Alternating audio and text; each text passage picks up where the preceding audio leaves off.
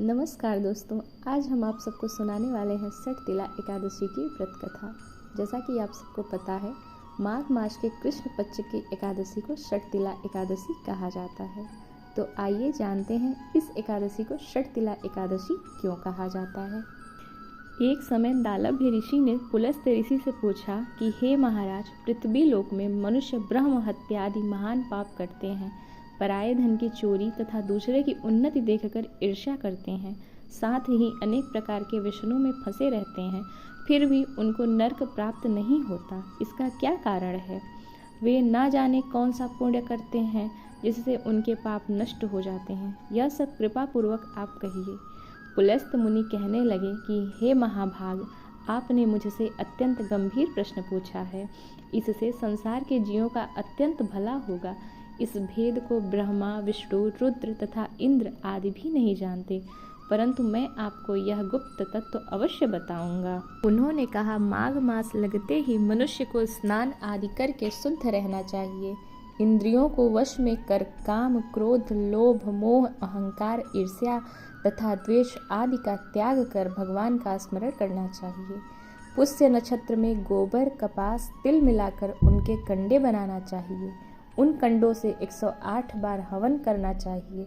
उस दिन मूल नक्षत्र हो और एकादशी तिथि हो तो अच्छे पुण्य देने वाले नियमों को ग्रहण करें।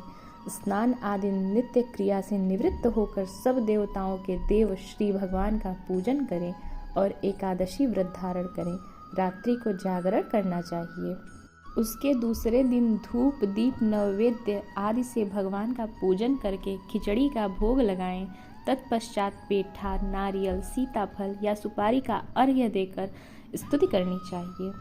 हे भगवान, आप दीनों को शरण देने वाले हैं, इस संसार सागर में फंसे हुए का उद्धार करने वाले हैं।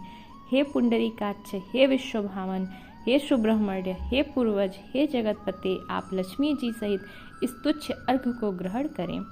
इसके पश्चात जल से भरा कुंभ ब्राह्मण को दान करें तथा ब्राह्मण को श्यामा गौ और तिल पात्र देना भी उत्तम है। तिल स्नान और भोजन दोनों ही श्रेष्ठ हैं। इस प्रकार जो मनुष्य जितने तिलों का दान करता है उतने ही 1000 वर्ष स्वर्ग में वास करता है। तिल स्नान, तिल उबटन, तिल का हवन, तिल का तर्पण, तिल का भोजन और तिलों का दान, ये तिल के 6 प्रकार हैं। इनके प्रयोग के कारण यह षटतिला एकादशी कहलाती है। इस व्रत के करने से अनेक प्रकार के पाप नष्ट हो जाते हैं। इतना कहकर पुलस्त्य ऋषि कहने लगे कि अब मैं तुमसे इस एकादशी की कथा कहता हूँ।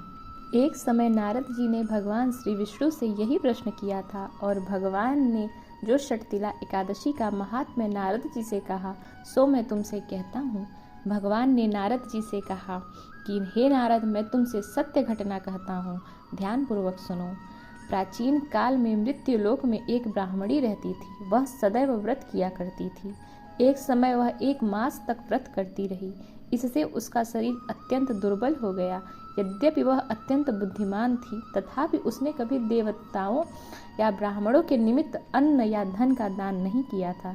इससे मैंने सोचा कि ब्राह्मणी ने व्रत आदि से अपना शरीर शुद्ध कर लिया है, अब इसे विष्णु लोक तो मिल ही जाएगा, परंतु इसने कभी अन्न का दान नहीं किया, इससे इसकी तृप्ति होना कठिन है।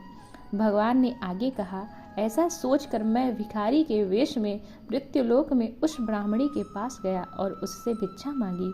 वह ब्राह्मणी बोली, महाराज, किस लिए आए हो? मैंने कहा, मुझे भिक्षा चाहिए। इस पर उसने एक मिट्टी का ढेला मेरे भिक्षा पात्र में डाल दिया। मैं उसे लेकर स्वर्ग में लौट आया। कुछ समय बाद ब्राह्मणी भी शरीर त्याग कर स्वर्ग में आ गई। उस ब्राह्मणी को मिट्टी का दान करने से स्वर्ग में सुंदर महल मिला, परंतु उसने अपने घर को अन्नादि सब सामग्रियों से शून्य पाया। घबरा कर वह मेरे पास आई और कहने लगी कि भगवान, मैंने अनेक व्रत आदि से आपकी पूजा की, परंतु फिर भी मेरा घर अन्नादि सब वस्तुओं से शून्य है। इसका क्या कारण है?